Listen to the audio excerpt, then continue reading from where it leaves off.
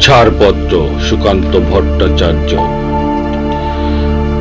যে শিশু ভূমিষ্ঠ হলো আজ রাত্রে, তার মুখে খবর পেলুম সে পেয়েছে ছাড়পত্র এক। নতুন বিশ্বের দ্বারে তাই ব্যক্ত করি অধিকার, জন্মমাত্র সুদীপ্ত চিৎকারে।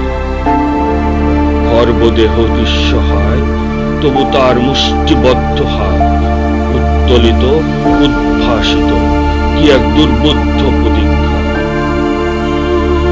সে ভাষা বোঝে না কেউ, কেউ হাসে, কেউ করে মৃদু তিরস্কার। আমি কিন্তু মনে মনে বুঝেছি সে ভাষা পেয়েছি নতুন চিঠি আসন্ন যুগের, পরিচয়পত্র পরিভূমিষ্ঠ শিশু অপষ্ট ধোঁয়াশা ভরা চোখে। এসেছে নতুন শিশু, তাকে ছেড়ে দিতে হবে স্থান।